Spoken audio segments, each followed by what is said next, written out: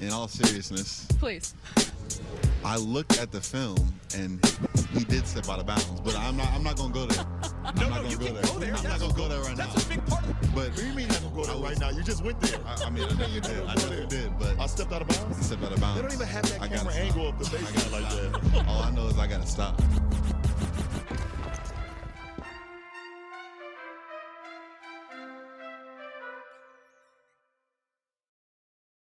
Welcome to Out of Bounds. We are here for the NBA Round 1 recap and Round 2 preview podcast.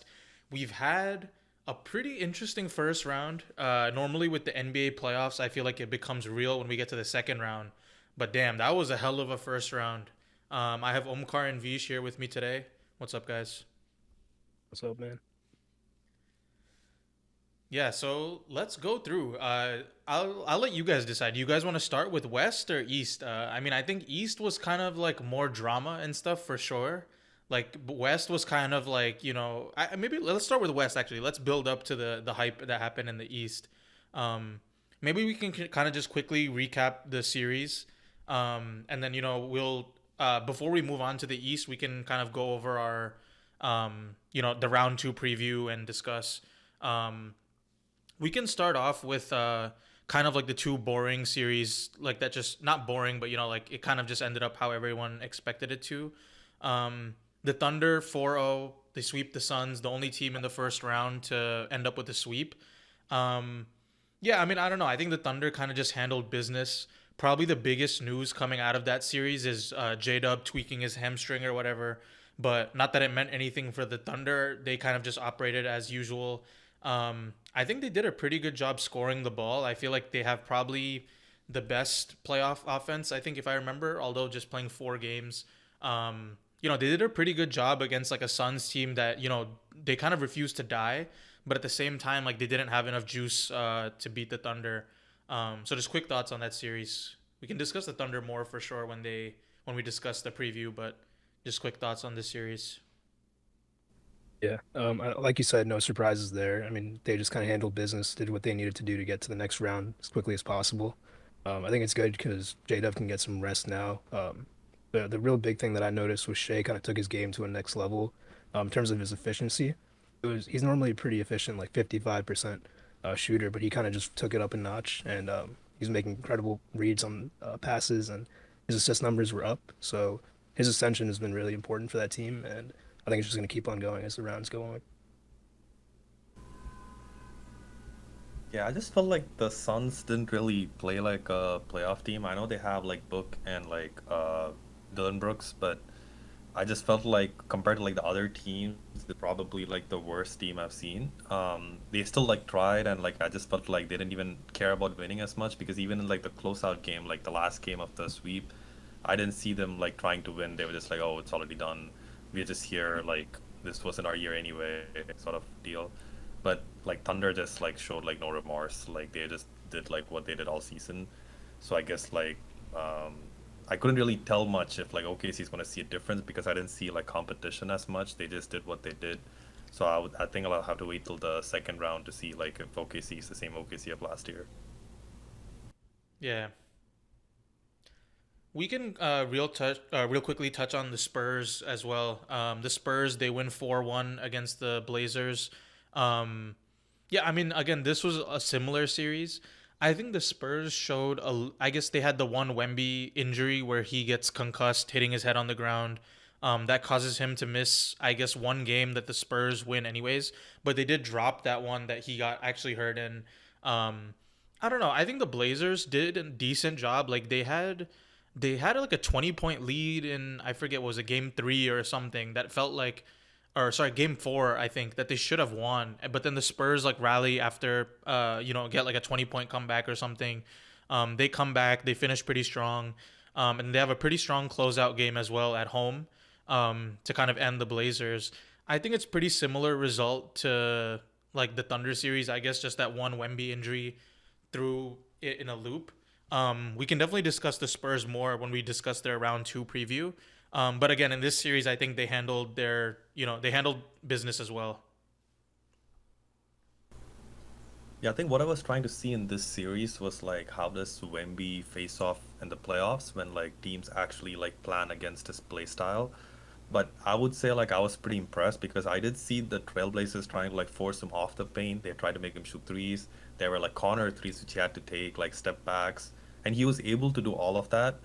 And the one weakness I do see is like I know we'll talk about it when we see talk about round two. It's like when he's like inefficient from three. And those games, the Spurs lose by a little because he's taking like let's say if he takes like six or seven threes, he's just making like one instead of like let's say two or three. And I feel like that's the only like weakness he got. But apart from that, like he was basically able to like drive, shoot from the elbow, and like from three, and able to create his own shot. And I think a lot more playoff difference I do see is they are running pick and rolls now. During the season, I didn't see Wemby as part of any pick and rolls, but I do see a lot more pick and rolls in the Spurs games. So maybe it's just like a tactical change by the coach. But those were the two things I did see. But kudos to the Trailblazers because like I said, I haven't watched a single game of them whole season, and then I did happen to watch like all five games in the playoffs, and I was just impressed. Like they were like really good, better than I thought. They got the second game when Wemby was injured, but yeah, like I think they have like a good like next 5 years. They have a young team. They should be like a bottom half of the playoff type team like for the next like 2 3 years. Yeah, I mean, I agree with you. I think the Blazers, if you're a Blazers fan, you're happy. They probably weren't expected to win any games against like a team like this. But early on, they made it pretty interesting, to the point where they could have got 2 games, and made it kind of like a good series. But to your point about Wemby, like I think when he came back from the injury, he just became a different animal. At least in that series, like he just was dominant offensively, defensively. He wasn't really getting sped up. And like you said, he was also playing off the ball a lot more, not just kind of doing his pull-up threes or driving to the paint. So I really kind of saw him take that next step. And obviously, it was against a team that's really young and kind of developing a lot. But we'll see if that keeps on going in the next series. I'm encouraged by it, though. Yeah, for sure. Um, let's kind of discuss one of the more surprising results of this West round one. And I think pretty much here on out, like I feel like every series that we discuss is going to be interesting to some aspect. Just to lead in kind of into that round two preview, the Minnesota Timberwolves upset the Denver Nuggets 4-2. It just feels like another year where everyone kind of counts the Timberwolves out just because the Nuggets, they did pretty well. This season they ended up as the 3 seed. They ended on like a 12-game winning streak or something in the regular season. It seemed like they had a deeper team. It seemed like they were poised to make a deep playoff run. Some people even predicted that team to go to the finals. And they kind of just get ousted in round one against the Timberwolves. And I don't know, man. I think it's kind of crazy, dude. Like at some point, the Timberwolves obviously they lose Dante DiVincenzo to a torn Achilles, but they also lost Anthony Edwards, who hyperextends his knee. I think in like the third or fourth game, and they also lose Io DeSumo for like the last game as well, which makes you think like, how is all this even happening? Um, I don't know. I thought that was such like a easy. I think at that point, like you thought, like okay, like the Timberwolves. I think they were up 3-1 at that point when they lost Ant, and everyone thought like, okay, now it should be like they should be able to come back and win this. But I don't know, man. I think the Timberwolves just kind of were more hungry. They were a little bit more physical. They kind of just punched the Nuggets in the mouth, and the Nuggets didn't respond really. But yeah, quick thoughts on this upset. I'll let Omkar go first. I got lots to Yeah. say. I mean, yeah, this team showed like very impressive amount of resolve. Like going down your three best scorers and still being able to come back and not even be phased. That just speaks to like coaching. That speaks to the culture that you develop. And I didn't really see that from the Wolves earlier this year.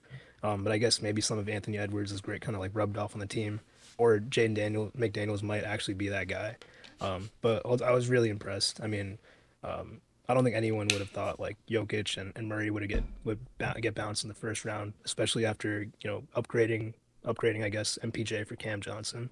Um, but yeah, I mean, there's a lot of like details we can go into the series. I think Julius Randle was a huge factor. He was kind of a matchup nightmare for that whole team. Unfortunately, Aaron Gordon didn't get to play. I think that would have made a lot of difference. But there was just certain guys that were X factors that the Nuggets really just didn't have an answer for. And like you said, they got punched in the mouth and they just didn't respond.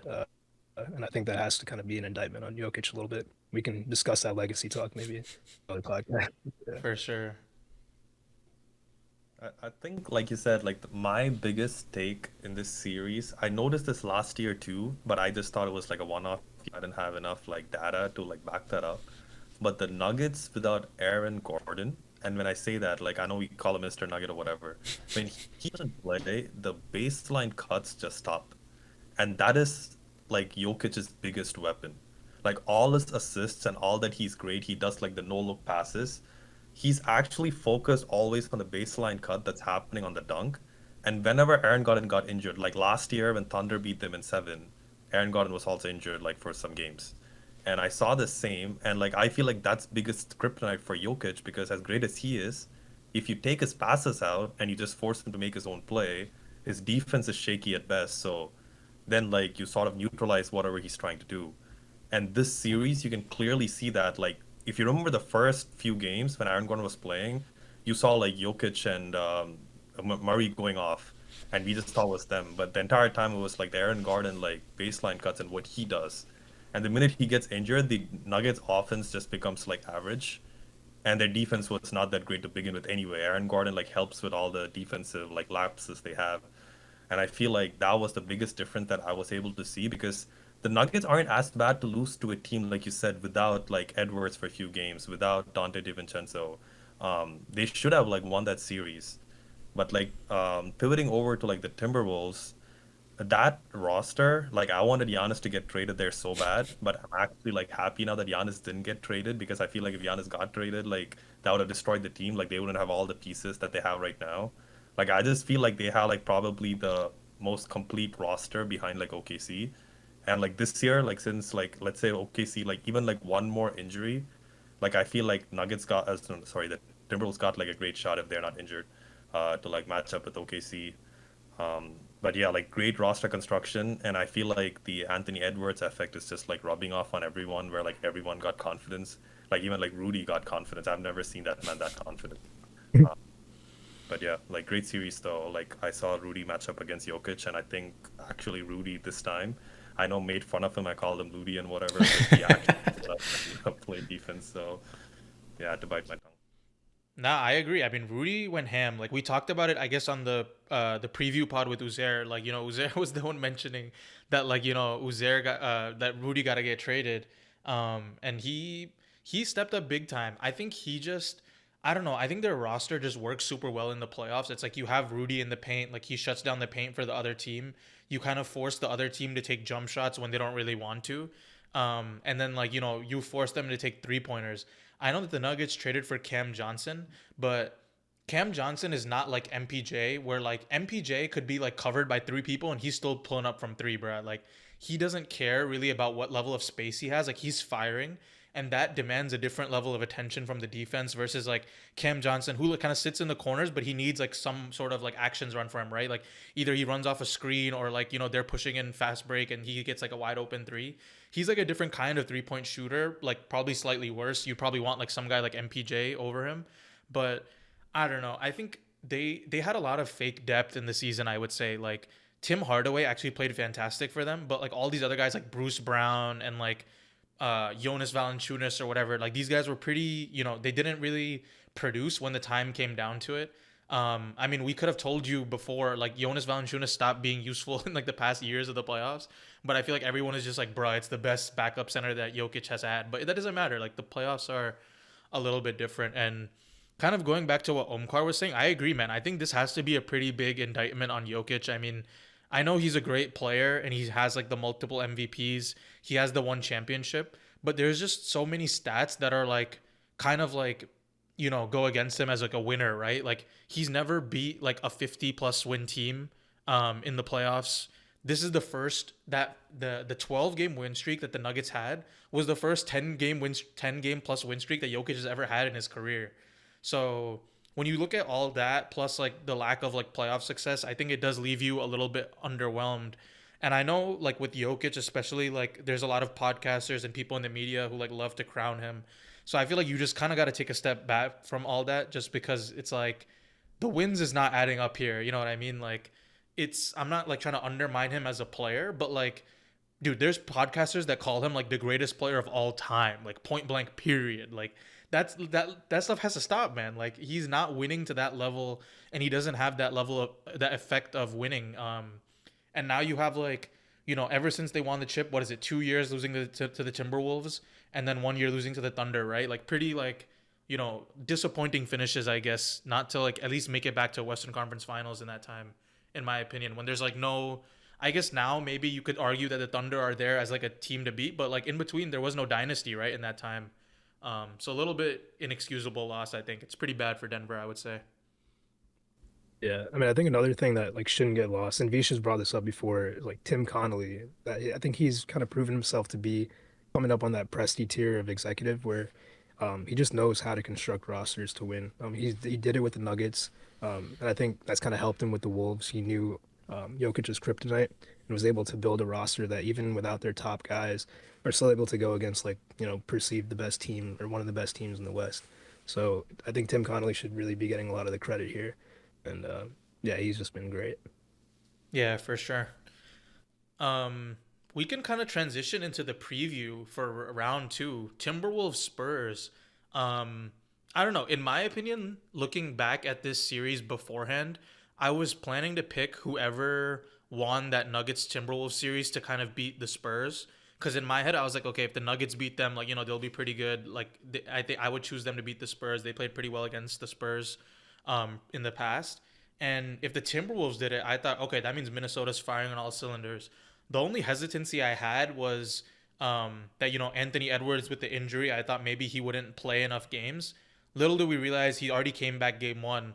I actually took the bet on the Wolves before I even knew that news. But I kind of thought that they would have a chance to win the series. I mean, there's still a lot of basketball to be played, but they did go up 1-0 yesterday on the Spurs, stealing a pretty important game one. What do you guys think about this series overall? I mean, I would say it's kind of interesting because, the Timberwolves put the Spurs in a weird spot where, like, whatever effect Rudy had on the Nuggets. Obviously, Wemby is like a different beast, athletically compared to Jokic, but still, he has like a similar effect, right, where he can shut down the paint and they can kind of muck up the game and make it like a defensive battle. And I don't know, like they do have experience. Like you cannot deny their experience at this point, right? Two Western Conference Finals in a row, trying to get to their third. I think it's going to be a tough battle for the Spurs. I think I'll probably take the Wolves in 6 or 7, though. I think it's going to be close, but I don't know. If Anthony Edwards is healthy, like I just think they'll have the experience. Like they'll be a little bit more physical. They'll be a little bit more tough to deal with. I know Spurs are more talented, and it's not an indictment on them if they lose this year, obviously. But I think I'll take the Timberwolves here. I think I'll go with the Spurs. I've been like watching Wemby recently. Like I've been amazed. I know the rest of the team roster construction wise are not the best, and we did see those lapses in the Trailblazers series. But I did see like game one, and I feel like Rudy is probably the best thing you can throw at Wemby. But I also see on the other half of the court where like Wemby is just like sagging off of Rudy. Like Rudy is like on top of the key or like outside the 3 point line, and Wemby is just basically sitting in the paint. So it sort of helps his like defensive prowess or whatever. Like when Rudy's like actually not providing anything offensively. But like defensively on the other side, I did see like Wemby struggle a little bit. Like Rudy is not closing out immediately, but he's sort of like built in the same way that you would build someone like to guard Wemby. Like he's able to contest because he's tall enough on like the drives. He's a little bit late on the closeouts, but Wemby is not like a guard where like he immediately pulls up. Like he doesn't have like the quick release like KD. So like it sort of like works out. Um, but but I still feel like the Spurs can probably win this based on their younger roster. But I would not be surprised. I think this is going to probably like 7 games, 6 or 7 games, barring injuries. And the Timberwolves are just again like I feel like they're a little bit more experienced. They've gone to 2 Western Conference Finals, so like that could play a little bit in like game 5 or 6. But I'm hoping like the series gets like tied 2-2, and then like we take it from there. Yeah, I agree with you guys. I think it will definitely go the distance. If you even saw how the beginning of game one started with like 3 blocks back to back with Wemby, Gobert, that's just going to be like setting the tone of a very defensive series. So I think it'll be very entertaining regardless. But like you said, like both teams have their strengths. Like the Timberwolves have some more experience. They have really good defense and they have kind of a smart strategy. Where the Spurs have youth, they have Wemby obviously. and they have like a really good coach. So I think it could go either way. What I did like the Wolves are doing though is they're kind of bringing Wemby in every action. A lot of other teams they'll see Wemby and they'll try to stay away from him and avoid getting blocked. But the Wolves they're kind of going right at him and putting him in every play, making him tired. And I think you saw the effect of that on his offensive game where he was like what 5 for 17 or something, scored 10 points. So I think the Wolves can kind of keep exploiting that and kind of get Wemby tired to the point where he's not as effective in the fourth quarter. They can, definitely win it in seven. So I got the Wolves. Yeah, I just think like no that what you mentioned at the end is a really good point. Like this whole season like Wemby has played like 25, 26, 27 minutes per game. The playoffs is different, right? They're going to ask him to play 35 or 40 and it's like it's going to be a different level of intensity and physicality, right? So I'm curious to see like how he holds up. Another important thing to note is the second round is not like the first round where there's like so many matchups. So like most of these teams are getting like, like they're playing Monday and then the next day they're playing like Thursday or Friday or something, right? Like this is going to be like back to back, like it's like one day off in between and you're playing the next game already. So that is kind of, I think, where like the real physical test of the playoffs like kind of rises. It'll be interesting to see. I mean, I guess obviously for the Wolves, like they already won one game on the road, so they don't like have to necessarily win game two. I think the interesting thing about the Spurs is like you'll just get to see players like De'Aaron Fox, Julian Champagnie, like Devin Vassell, Stephon Castle, and Dylan Harper. You'll get to see these guys like in high pressure moments, which they really haven't been in so far in their career, right? I think that late game execution is kind of where like the Wolves definitely would have them beat. Like if it's a close game, like I think I would ride like Minnesota most of the time just because again that they know who they're going to. Like they've been in situations like this. I think that's usually where like a young team kind of gets burned. But at the same time, like San Antonio is definitely like a way more talented team. They could easily win this as well. But yeah, I think I'd lean Wolves for this one. Yeah, you That's guys. actually a good point though about the Spurs. Is like I don't think they've been in a lot of close games or like clutch games. So Right. who do they go? Do they go to Wemby in that moment, or do they just kind of like try to get the best possible shot? Yeah. I think that's gonna be interesting to see. So Yeah, and the thing that sucks is like as like I mean you could tell like I just could tell from like watching the Nuggets series and stuff like that, right? Like when it comes down to it clutch time, it's easier for a guard to get a shot than it is like a big, right? Like a big they'll be like fronting in the post or something, like you got to make like a perfect touch pass, like someone could run around steal it. It's just like way easier when it's like a guard and it's like okay, you just give him the ball, he does like some move and gets a shot off. It's like way yeah, different compared for like a big and a guard, but I don't know. In that case, like who is it? Like is it De'Aaron Fox? Is it Castle? Is it Dylan Harper? Like one of these guys is gonna have to step up and have a game, which they will. But again, you never know. It's just gonna be pretty. It's gonna be high pressured for them. Now that they're yeah. down 0-1 and don't have home court. What I've seen is they don't actually run the offense through Wemby like that. Like Wemby either gets the ball at the start, but then every time I've just seen like De'Aaron Fox or like Vassell just like drive immediately, like no passes, just straight up drive because they're young and quick. I feel like that's what their offensive game plan is going to be. Like they're not going to force it to Wemby. But then again, this is the playoffs, so like I don't know if it runs with the Timberwolves. You can't just drive. These guys aren't like that talented. Yeah. Um, but let's see. Yeah, you got to give them a chance to like scale up for sure.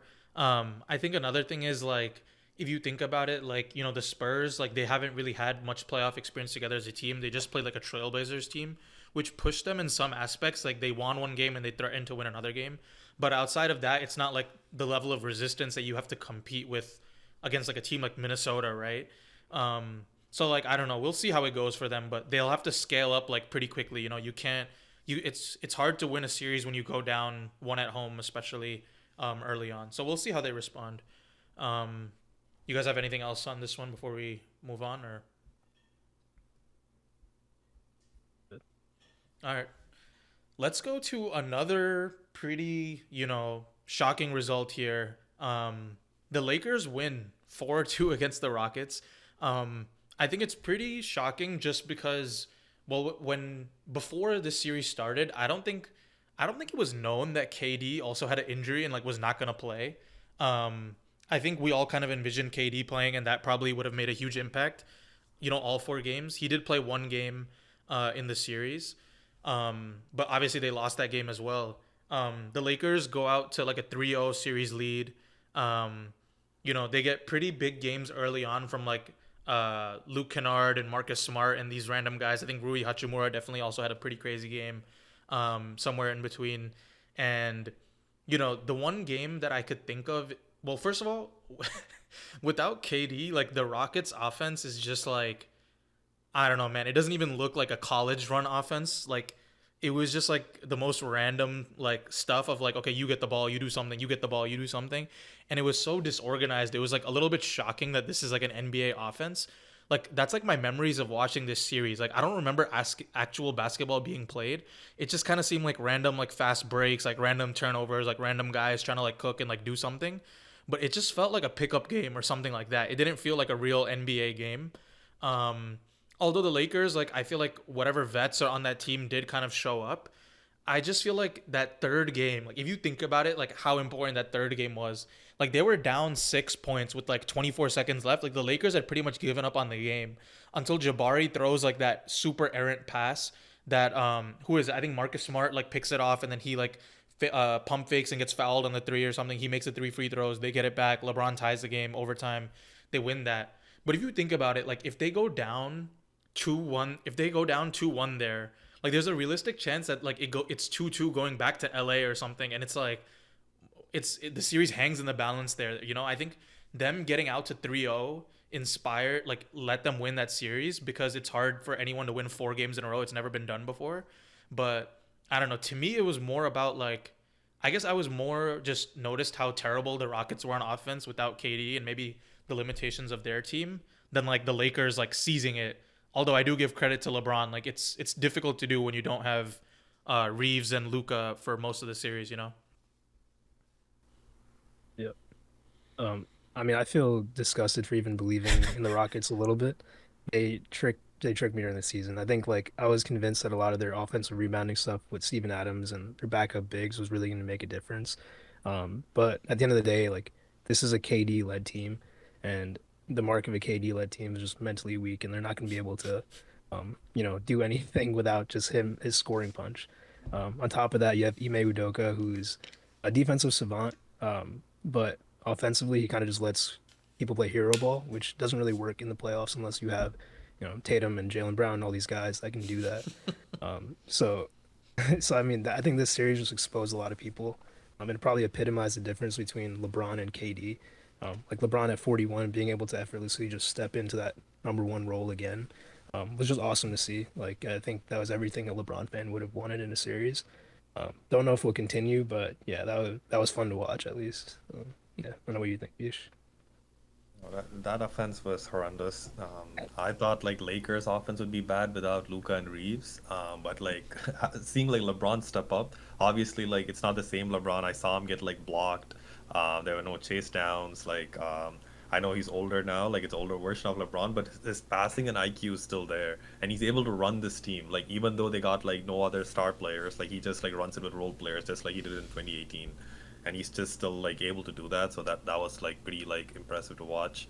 But the Rockets though, like I don't understand like why somebody's offense would be that bad. Like it was just painful to watch. Like they couldn't create their own shot. Şengün was just like trying to get the ball like on the top of the key and trying to like force himself in, but it wasn't even like a drive. Like he just like try to back up, but usually when you back people up, it's from the side, like from the side of the paint. It's not from the top of the key. So it was just like so weird, like what they were trying to do. I don't know what Thompson was doing. Like it was just, yeah. Just after the first 2 games, I was just like, it's already over. And then the third game, they did that where they blew like in the last 2 minutes. And then I'm like, yeah, this team's just not ready. But I don't even know where they go from here. Like this is their team. They don't have like younger talent coming in. So like, and I don't know if Katie's gonna stay. So I know Van Vliet was injured. He's been injured his entire Rockets career. So I don't know if that thing's gonna change. At this point, like I feel like they're just gonna be like a bottom playoff team, and then probably on just like I guess reset.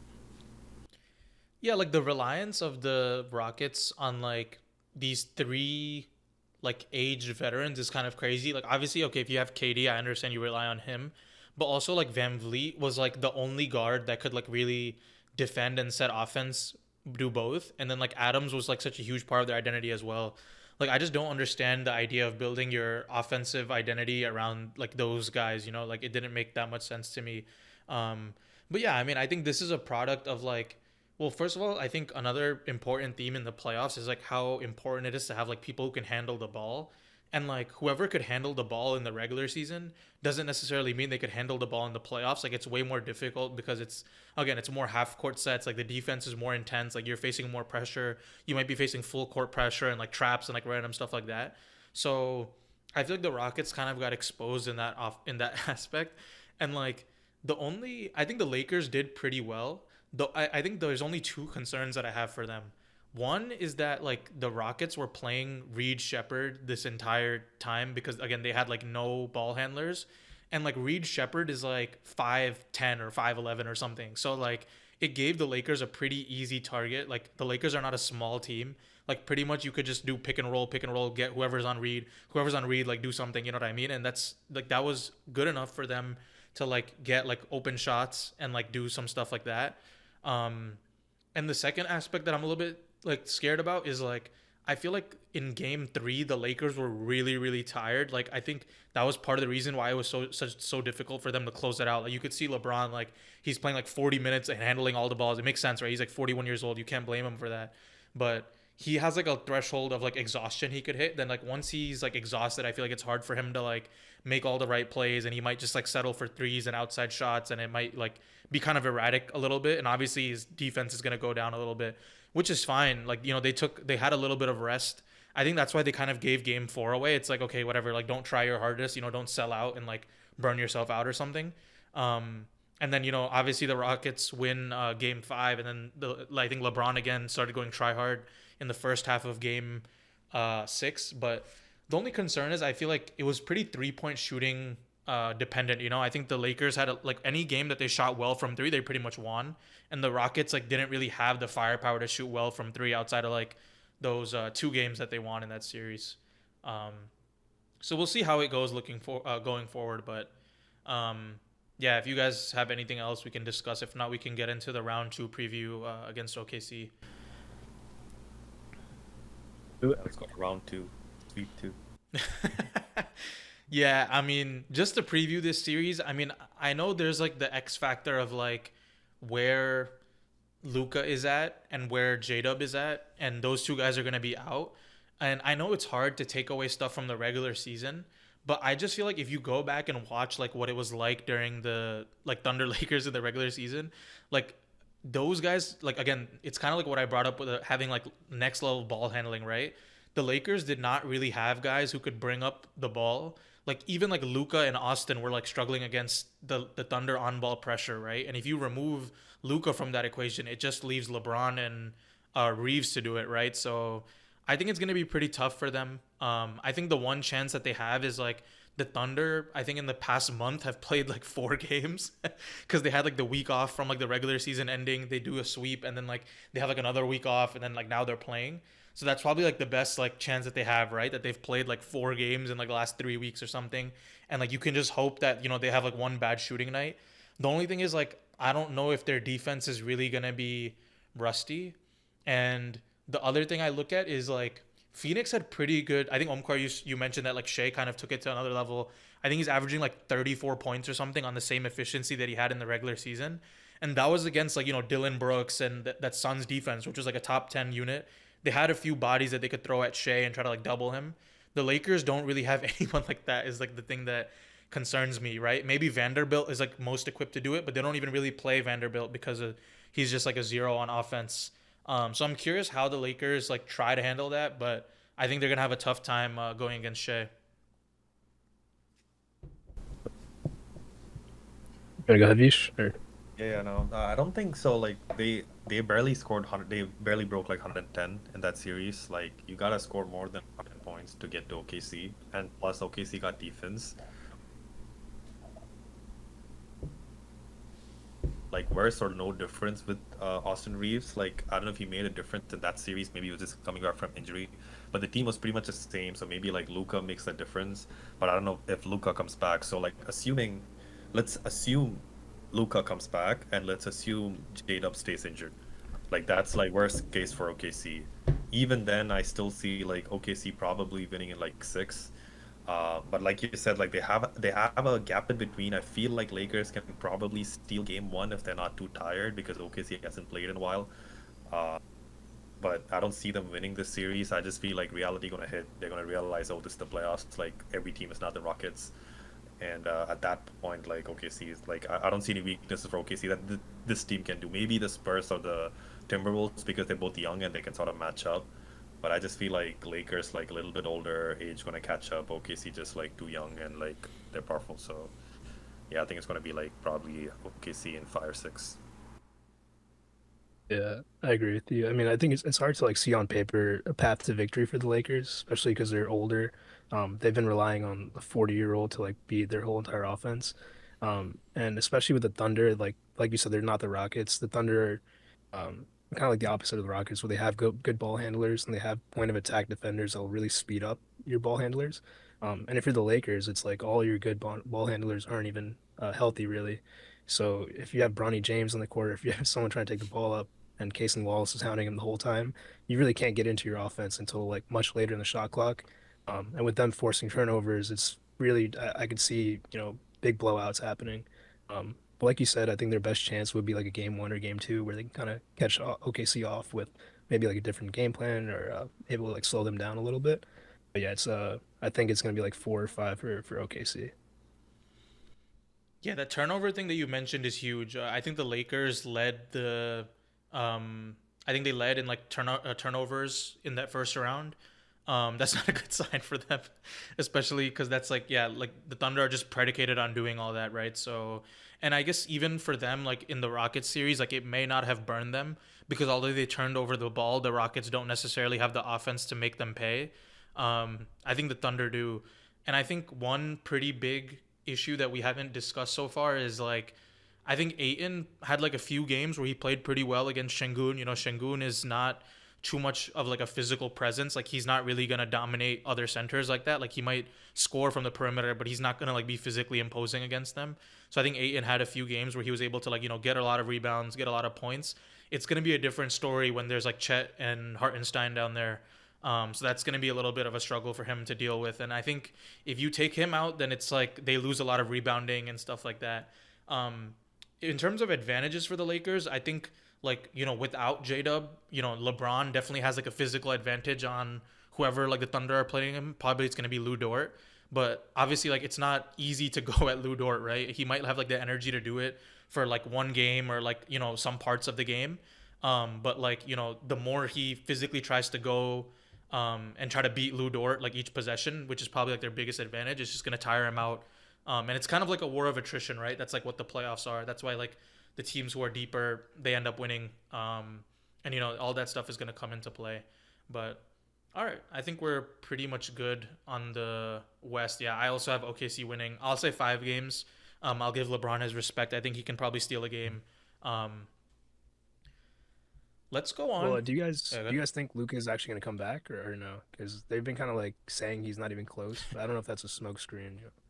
Even if he comes back, do you think it makes a difference? That's I think it makes a 1 game difference. I think it goes to 6 games.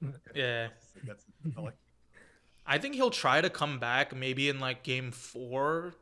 I would be surprised if he came back earlier than that. But I just think like it's gonna be like you guys remember last year when like Aaron Gordon like pulled his hamstring or whatever and then tried to play anyways. Like I feel like it's gonna be pretty similar to that, where like he's gonna play, but like he's just not really gonna be like moving on defense. So like it's like okay, like what's really the point? Like I'm sure he'll be able to do a little bit of stuff offensively, like standstill wise. But I just don't understand. Like if he comes in, if he tries to play, I feel like the Thunder will just try to put him in some sort of action, and then he's just like not gonna be able to move.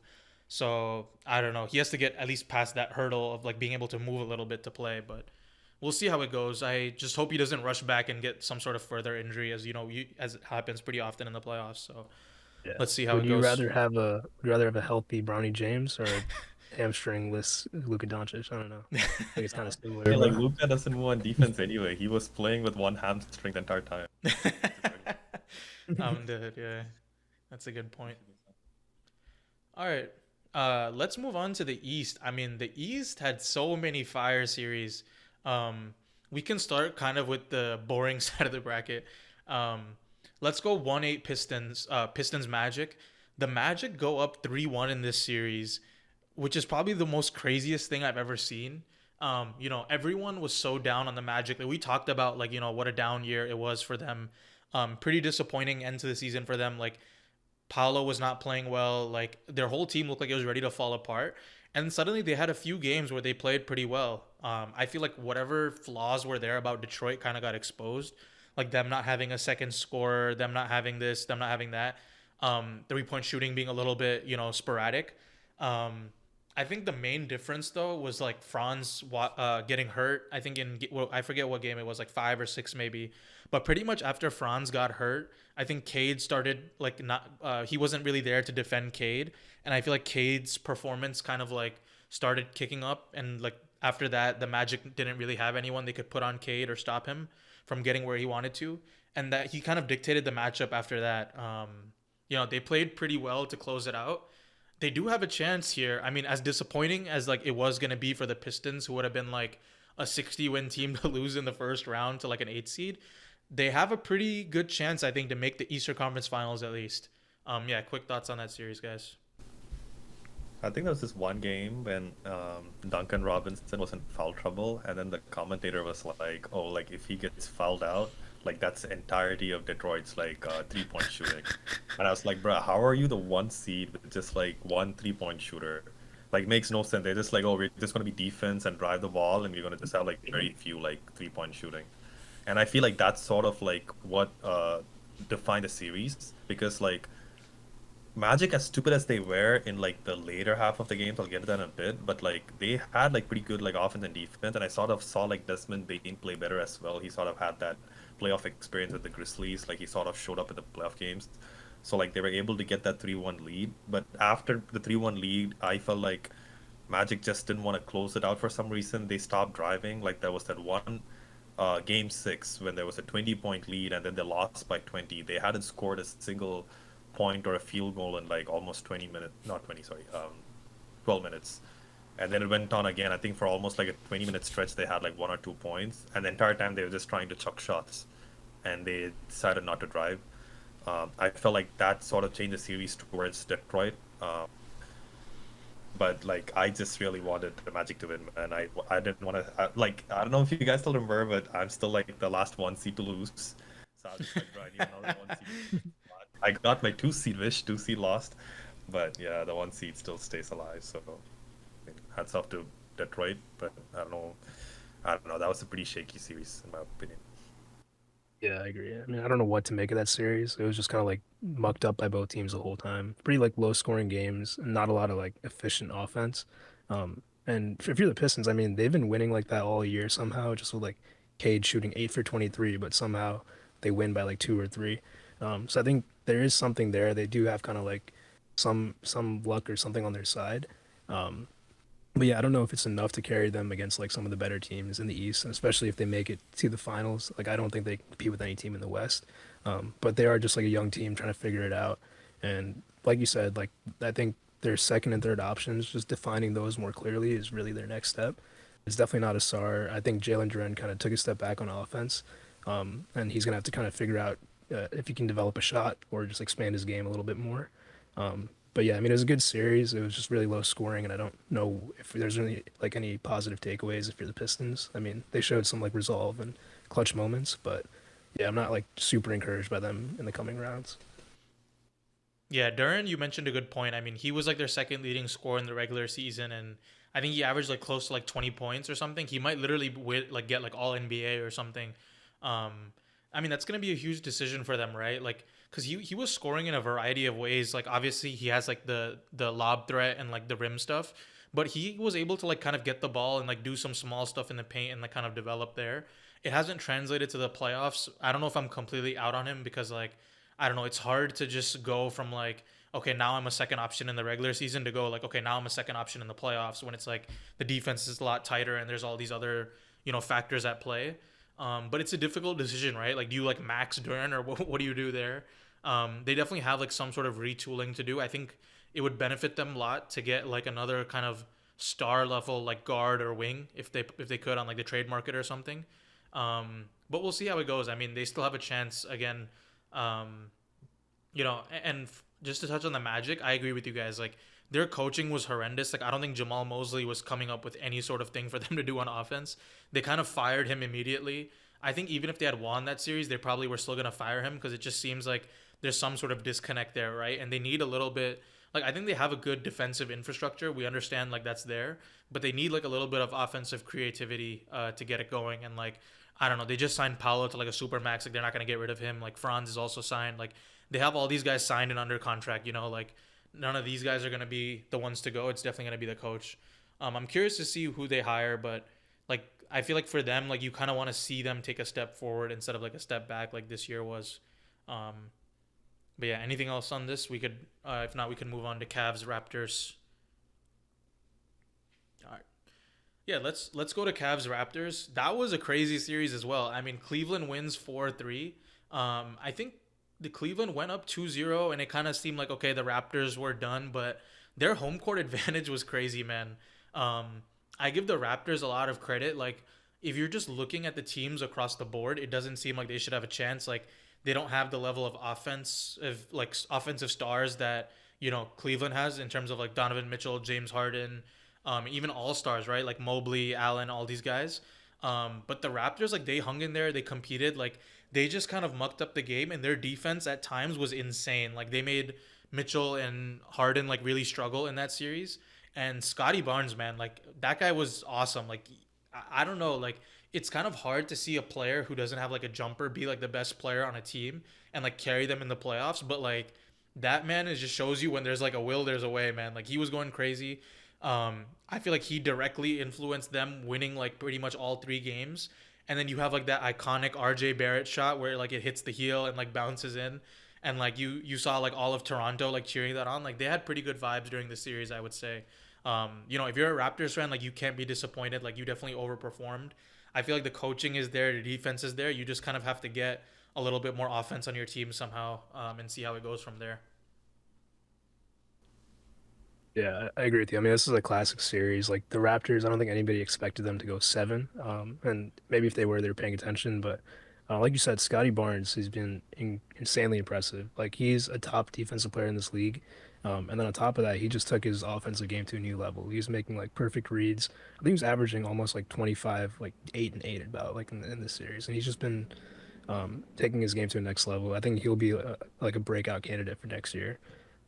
But yeah, I mean, if you're a Raptors fan, like you said, you have to be encouraged. You have like Jamal Shed, who's just an amazing point of attack defender. I think their coach, this Rakovic, whatever his name is, he's been doing an incredible job just getting his guys to rally around him and developing a culture there. So I think, yeah, if you're the Raptors, you have to be encouraged. If you're the Cavs, I think you kind of like eked out the win at the end.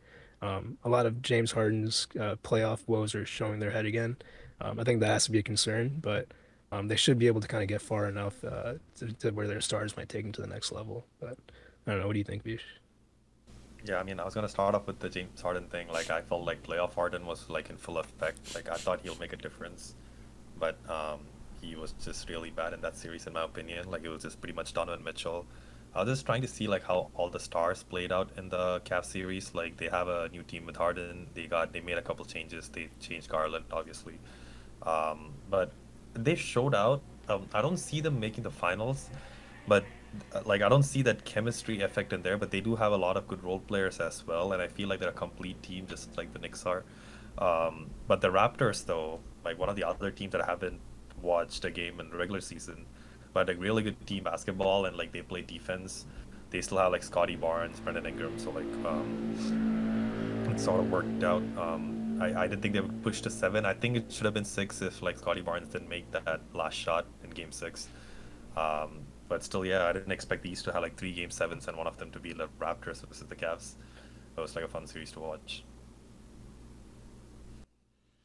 Yeah, that I don't know. It was just it was fun. It was a fun series. I don't know. Yeah, I don't know. We can kind of get into the preview now for round 2. I mean, I don't know. I'm not too optimistic on the Cavs. I think they kind of have like they always kind of get out physicaled in these series, although it doesn't make sense. Like they have 2 all-star level centers on their team, or like a power forward and a center. So you would assume that these guys would like, dominate in the playoffs. But I feel like whenever like they just verse like some team that's physical, like those guys kind of have their way with, Evan Mobley and Jared Allen, whether it's like the Knicks that we saw in like years past in that matchup, and even the Raptors were able to do something similar, right? Like you look across at the Raptors, it's like what center do they have there that's like doing all that damage? It's just like Pirtle or whatever. And even that combined with like the physicality of like Scotty Barnes and whoever, like RJ Barrett and like Colin Murray Boyles or whatever, was enough to give them problems. So like again, like the Pistons have a lot more guys like that, right? Like they have Duran, who's gonna be like they might not be able to score, but they got like physical defenders, right? They got Duran, they have Isaiah Stewart, like they have Asar Thompson, like they have a similar type of like pesky defender that could like cause issues for the Cavaliers. And I don't know, like not to be a hater, but I just feel like at some point like Donovan Mitchell and James Harden are gonna fizzle out, right? Like they've never been able to like make that leap to go to like the conference finals in like a long time. I know Harden has obviously done it before in his career, but you know he's notorious for not showing up in the playoffs. I know the first series was pretty rocky for the Pistons, but I think I'd kind of take them here on the to beat the Cavs just because I don't think they have an answer for Cade similar to how the Magic were without Franz. And I don't know. I just think their centers and stuff will kind of like out physical them. I think they'll have a good chance to make the Eastern Conference Finals. I'll probably take Pistons in like 6 or 7 games. Yeah, I agree. I think like Pistons are like suited for more of a team like the Cavs than like the Magic. I've been waiting to watch like Jalen Duren. He didn't show up that Magic series. Like I really liked his play during the regular season. So I think like he'll show up against the Cavs, like you said, against Mobley and Allen.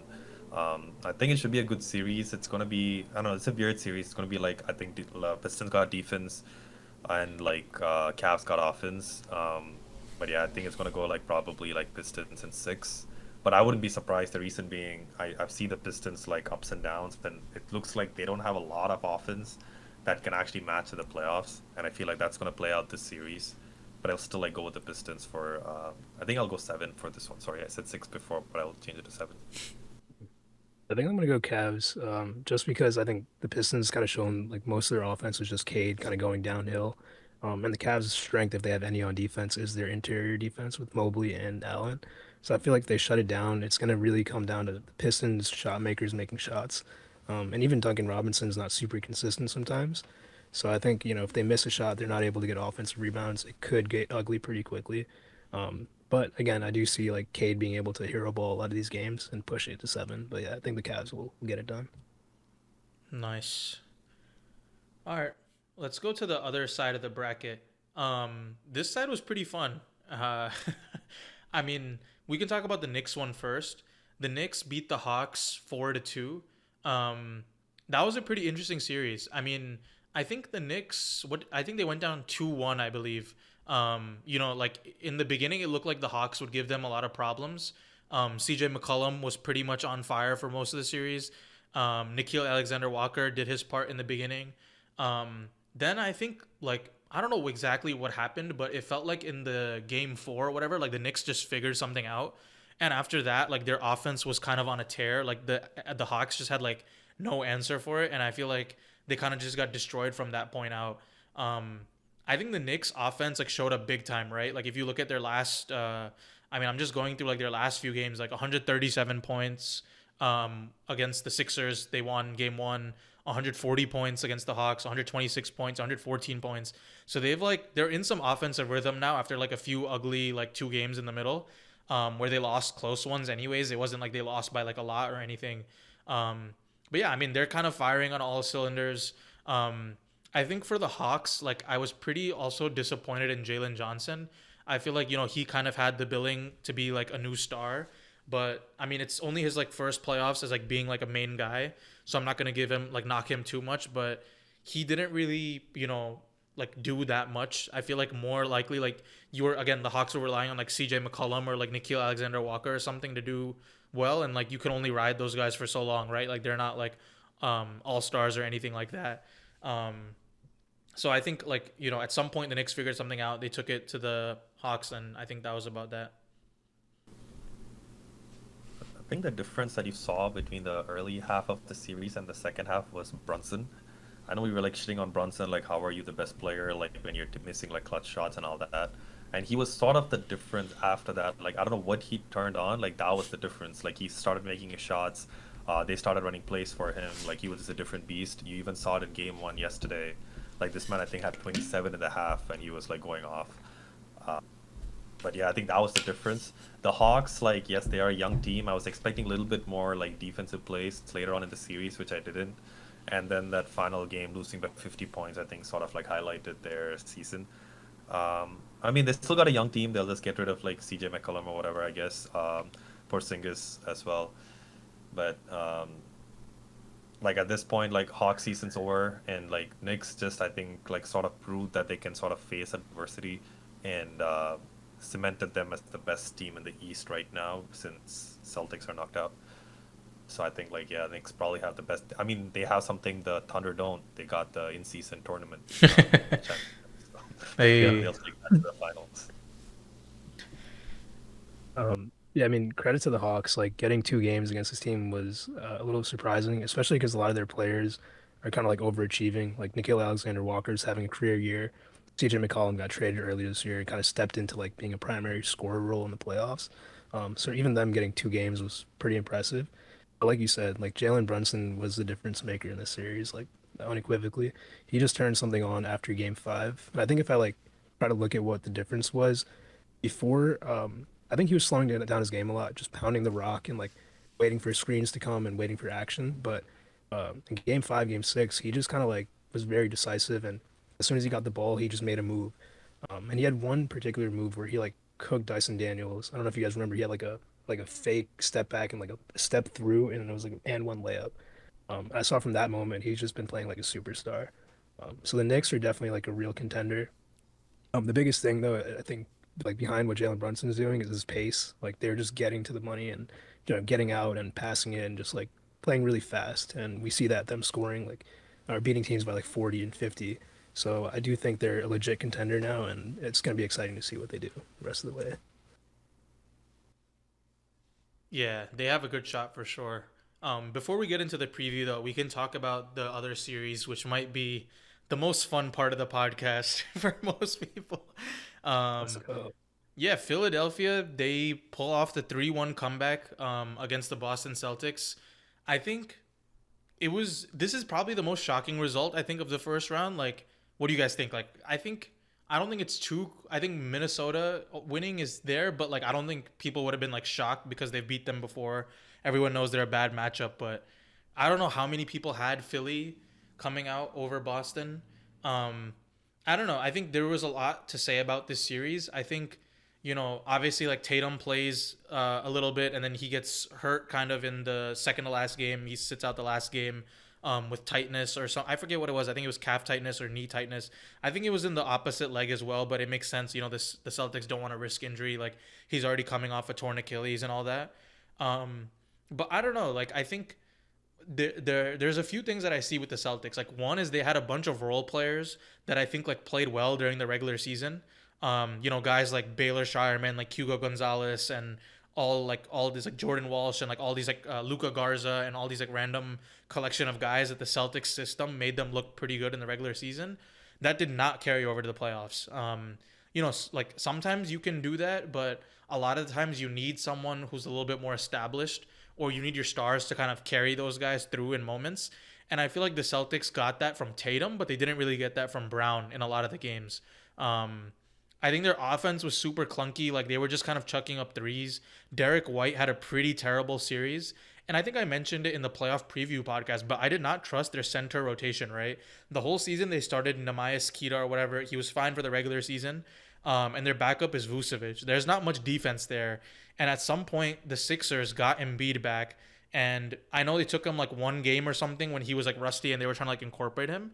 But once Embiid was in sync with the team, like it felt like Embiid was like the all-star and he was like the best player on both teams for sure. Like he was the guy like consistently able to cook like Kita or Vucevic, whoever they put on him. He was dictating the game. He was making really great passing reads, which was kind of shocking. And you got great series from Paul George, which again you wouldn't really expect at this day and age. But and then not to mention the VJ Max, you can't not mention them in this series. But those two are kind of a perfect complement to Embiid and George, who are like slower at this point in age. Like Maxi and Edgecombe are so fast and so quick. Like they'll just take the ball in transition and kind of blitz you, or like it's kind of hard to guard, right? It's like one time you have to play super slow. It's just Embiid, he's gonna back you down. Then before you know it, like Edgecombe has like cut and he's cutting back door or something, or Maxi is cutting, or Maxi's coming off a pick and roll. It's like hard to defend, right? It's like you have super slow guys on one side and super fast guys on the other, so it's hard to do that sort of adjustment. I think they kind of just figured out something on offense and were able to cook them like in and out. And the Celtics just got cold from three, right? It's a team dedicated on shooting threes. They weren't able to do it. But yeah, I'll let you guys discuss the series now. I know everyone had fun watching this one. Omkar had a lot of fun. I'll let him go first. I definitely had a great time watching this. It was my playoff win, if anything, as a Heat fan. But yeah, I mean, it was an incredible series. I think like I didn't even believe it until like the Game 7 buzzer sounded that the Sixers were able to beat the Celtics after so long. Um, I think like you mentioned, a lot of the Celtics' strengths that won them the championship, like their big man rotation and their like guard defense, Holiday and Derek White, was kind of lost this year, and they were able to get by playing some backups who really stepped up. But with a team like the Sixers, where their strengths are literally the opposite, you have downhill, fat, like quick as hell guards, and you have Embiid. It really exposed like their backups, like Baylor Sharman, Peyton Pritchard, because they weren't able to stay on the floor. Like if they are able to stay on the floor, they can do something on offense. But if you're just getting cooked every possession by these really quick guards, you can't even afford to play them, right? So then Derek White in turn has a bad series because he has to, shoulder that load a little bit. Neemias Queta really can't hold a light to Embiid if he's healthy. So I think a lot of that, like in hindsight, was pretty obvious. But coming into the series, I was like, oh, there's no way they're gonna win. But yeah, I'm happy. It was kind of a miracle in my in my opinion, but awesome series to watch. Yeah. Yeah, I think like there were sort of a lot of red flags thrown early in the season with the roster construction that the Celtics had.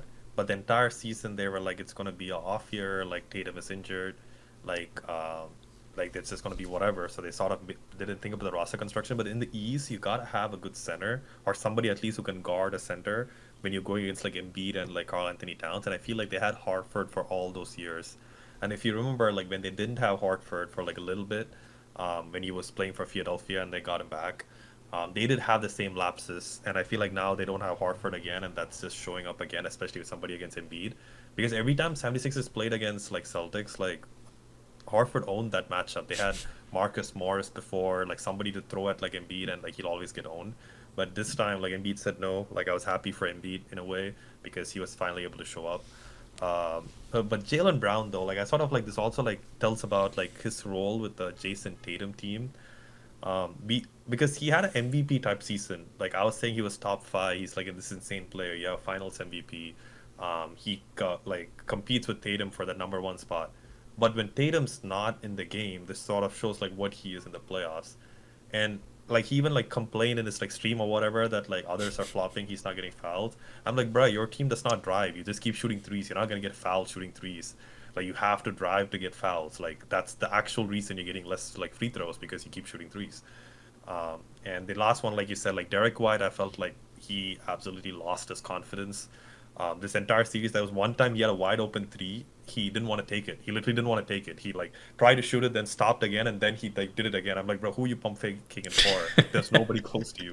Like that just shows you like he lost confidence. He didn't want to take the 3. And at this point, he had like a very inefficient 27 points that game or whatever. But yeah, I think those things just played out for the Celtics, where like the 76ers, man, like I just loved watching like Edgecombe and Maxi play. Like they were just so young and so quick. They were what they wanted Ben Simmons to be.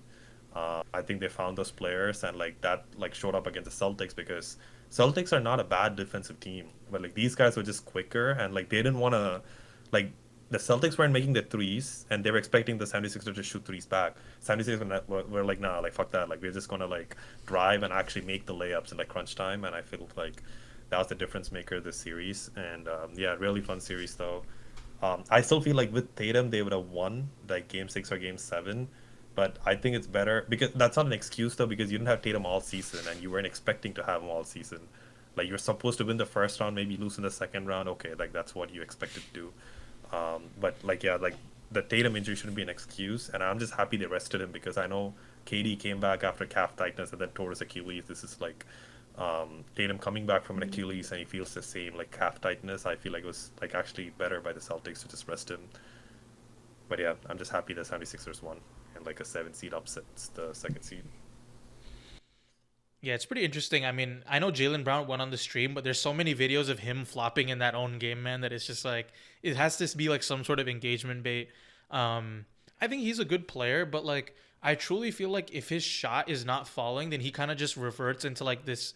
Like he doesn't really have like much creativity. It's pretty much like I'm just gonna go into the paint. I'm gonna try to like elbow you and like generate some space or try to generate a foul. And then after that, like I'm just gonna pull up and like it either goes in or it doesn't. You know, like there's not too much like creativity with how he plays, like in terms of like ball handling. I think that's kind of been like a known weakness of his. Again, it's fine if you're like the second best player and it's like you have like a Tatum or someone on the other side that's like drawing all the attention away from you and you just have to do this one task. But I think his concerns kind of get magnified when he's like the number one. But yeah, I mean, I think another thing is like you have to point at Joe Mazzulla as well. Like I don't know why in Game 7 he's starting like Ron Harper Jr. and like Garza or whatever. Like that's a crazy move to pull out in Game 7. It seems like you're kind of like lost for answers and just trying stuff at that point, and that made a huge difference because the Sixers got out to like what 20, like they were up like 20, 15, 20 points, and like the whole time the Celtics is playing catch up from there, right? So like that one move itself could have just lost them Game 7. Like I would say you shouldn't change it up like that crazily, you know, like they basically had it's like what Vish was saying, like you didn't have Tatum this whole season, but then like they basically put two of the backups from the bench in the starting lineup and told the starters like, okay, you guys are gonna come off the bench now, and it just like messed with their whole flow, I think. And the Celtics did play a lot better, at least with Keita when he came in that last game. But yeah, I think he kind of fumbled the bag there too. And I don't know, you have a few like you have a few losses by them right now, like ever since they won their championship. I think it's like 2 or 3 years of like kind of disappointing or like random losses. So I don't know, I don't think they'll fire him or anything, but he's gonna have to come up with something new or like kind of get a handle on it, because now it's been like a few years where they've just been a little bit disappointing, you know, after their championship win. No, they have to fire him though because I don't see how they play with the same like mentality because they don't have Yeah, that anymore. Like 2 years back, they had Derek White going off, Brayton Pritchard going off, they had Drew Holiday, they had Porzingis. yeah, Now Jalen Brown in their prime, they can all shoot threes and great defense, right? They don't have that anymore, and I don't see Mazzulla like changing it. He's just like, no, I'm still gonna try the same. it's the same strategy, right? Yeah. Yeah, it's not gonna work. They don't have the team, so like either you change your strategy or you have to fire him. It's not like something Mazzulla's fault. It's just that the roster is not gonna work for your strategy. Yeah. You gotta change. Yeah, I mean, I don't know if you have to fire him. I think you give him a chance to like evolve a little bit. I agree with you though. Like Game 7 of first round is not a time to like switch up rosters and like do a different strategy. So yeah, he's gonna have to evolve for sure. But I don't. I think he's capable of like growing in that role. Yeah. All right, let's predict the last series here. Knicks and Sixers. The Knicks already went up 1-0 in a huge game. I think they won by like 40 points or something. Again, I think I know it's huge for them, and I still probably pick the Knicks to win in like 6 games. Although I will say I don't feel like that first game is like an indictment on Philly or anything, because they just played like 2 days ago or whatever. So I'm sure they're tired coming off the Game 7 and like kind of selling out for that. I think this was kind of an expected loss. But again, like you could see in the end, like Embiid was kind of laboring. Like he's tired for sure. I mean, he missed a whole bunch of time, so he's definitely not in shape. And they're gonna need him. So I think they'll need to steal this like second game for sure to have any sort of chance in the series. I'm probably gonna take Knicks in like 6 games though. I just think they have it. I think this is probably their year to try to make the finals. I think even if the Celtics had won this series, I was ready to pick the Knicks. The whole time I feel like everyone, like a lot of the podcasters were, on about the Celtics. I thought the Knicks beat like a better team of that version last year, and they largely have like the same roster this year. So I probably was going to take the Knicks anyways, but I think this is probably their year to, make that conference finals and push further, hopefully into the finals this time. They don't have Halley in the East. I feel like this is their chance. Uh, like I don't know. I don't feel like game 2 is decisive though. I feel like Knicks will probably go up 2-0. But I don't think that decides the series. I think like 76ers have enough talent to probably stretch it to like 6 or 7 games. I'm gonna probably pick like Knicks in 6. Uh, just because I feel like they have a better roster, but like 76ers still have 4 players who can show out every day. I think the difference is going to be like somebody like Mikal Bridges, like who was like really bad the Hawks series, like people like that, because he showed up last year against the Celtics. He was the difference maker. He was getting like 19, 20 points per game in that series. And I feel like he needs to do the same against the 76ers and like a BEC series. Um, but I still think like Knicks had a better roster, so I'm gonna pick like Knicks in 6. Yeah, I agree with you guys. I think it's gonna be Knicks in 6. Like their pace recently has really picked up, and they're clicking at just the right time. And the Sixers are kind of like more of a half-court offense style team with Embiid. So I think that combination of also Neemias Queta is like not the same person as Mitch Robinson. It's gonna be a big difference for Embiid. I think that's something that you can't really overlook. And then Cat on the offensive side, kind of stretching out Embiid, bringing him to the 3-point line. I think yeah, the Knicks are gonna have it in 6. Hey. All right, y'all want to do Vish, you want to do predictions for the rest of it, right? Let's do it. I mean, while we're in the East, so I guess we can kind of give the finals pick based on what you guys had.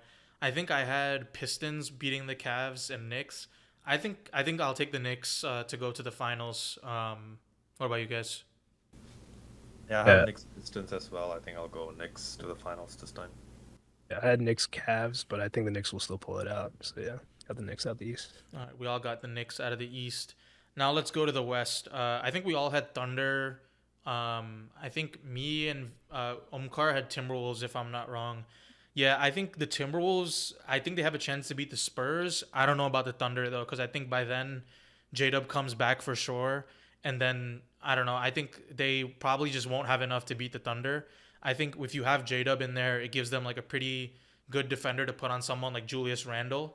And then obviously you have like Ludort and Caruso and Cason Wallace and all these guys to guard Ant. I think it's just a difficult matchup for them. I think the Wolves are pretty much built to beat everyone but the Thunder.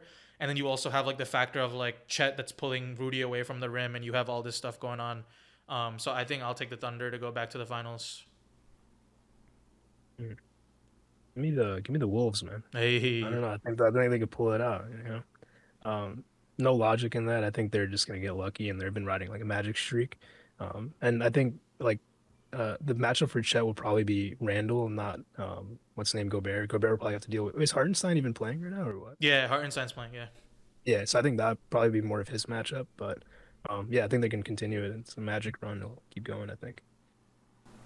I think I'll pick the Spurs to make it. Out of like, so the Spurs Timberwolves, I did pick the Spurs, but Timberwolves do have a chance. I feel like if it's a Timberwolves Thunder series, like Thunder is sort of built for what the Timberwolves are doing. But if it's the Spurs, though, what I saw in the regular season, I know like the rotations were messed up and Wemby was coming in like off the bench, and then OKC was injured.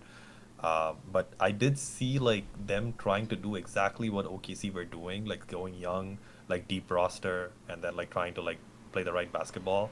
And I feel like Spurs have it in them. The only thing they don't have it is experience. But the problem is all that doesn't work against the Timberwolves. So like I would pick the Spurs to make the finals against an OKC. That's still a tough pick. I feel like it's going to be like 7 games, and maybe some injuries to OKC side is the way they make it. But I'll pick like Spurs from the West. All right, so now we can give the final pick. I don't know. I guess in my hypothetical scenario, it's Thunder Knicks. I think as good as the Knicks have been, I think again the Thunder kind of pose some matchup problems for them. I think they have the defenders to throw at Brunson, and when you take Brunson out of the game, you kind of have to rely more on Cat. But I also feel like they have the big men. I think Cat would have a pretty big series, but again, I think if you neutralize Brunson in that case, it's kind of hard for them to win.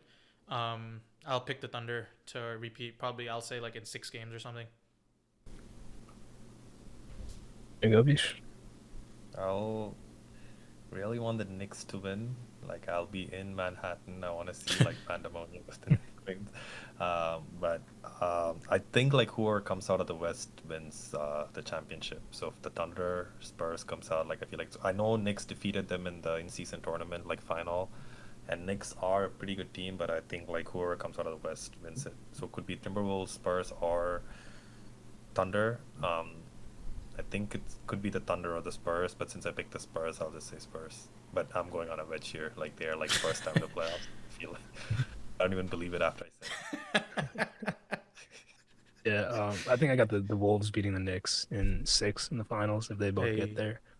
Um, yeah, I mean, I don't think Brunson will be able to, still be like that consistent level of 30, 35 point scorer against that team, who's like a really good defensive unit.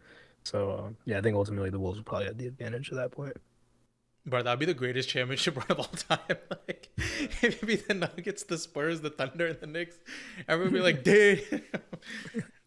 No one would Yeah, even we talk need to go. about Dirk anymore, bro. They would talk about. That's my agenda, bro. I need that. Hey. And with like injuries, it's not even they're like completely healthy. Yeah. Yeah. Yeah, and with injury. That'd Y'all be heard it tough. here first. Alright, alright. Alright. Yeah, I think that pretty much does it for today. Pretty good recap. A lot of entertaining games in the first round. I mean, now it gets fun, right? Now we get to see second round playoff basketball. I'm sure all these matchups will be pretty interesting to some extent. Yeah, and we'll be back with that recap probably in like a week or two. Thanks for listening, guys.